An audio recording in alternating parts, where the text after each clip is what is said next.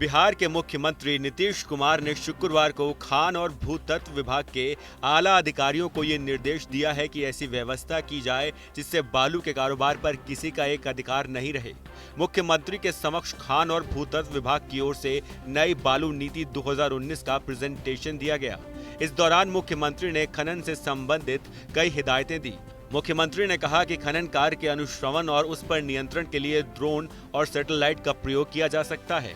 उन्होंने कहा कि ऐतिहासिक और पुरातात्विक महत्व के पहाड़ों को संरक्षित रखना है। पर्यावरण के साथ छेड़छाड़ से बचने की जरूरत है।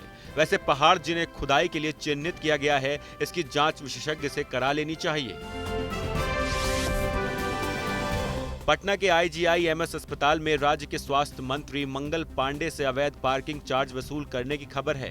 दरअसल बुधवार को स्वास्थ्य मंत्री मंगल पांडे अस्पताल में भर्ती अपने ससुर से मिलने पहुंचे थे।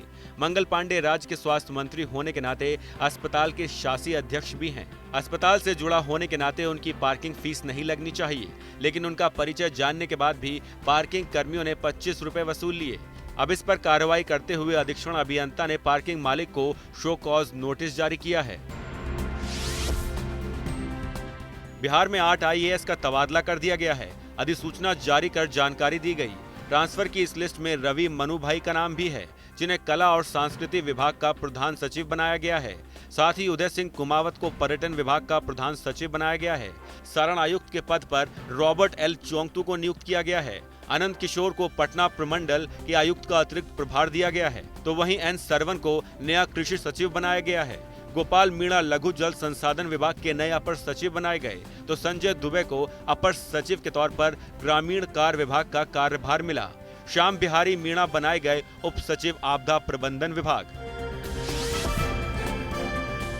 पुलिस महकमे में खाली पदों को लेकर पटना हाईकोर्ट ने शुक्रवार को बड़ी नाराजगी जाहिर की। कोर्ट ने साफ कहा कि हर हाल में सुप्रीम कोर्ट के निर्देश अनुसार वर्ष 2020 तक पुलिस महकमे के रिक्त पड़े सभी पदों को भरना होगा, भले ही सरकार को इसके लिए कुछ भी करना पड़े। कोर्ट ने राज्य के मुख्य सचिव और DGP से 13 अगस्त को उपस्थित होकर ये बताने के लिए कहा है कि सुप्रीम कोर्ट के निर्देश के बावजूद पुलिस के खाली पदों को भरे जाने के लिए क्या पहल हो रही है।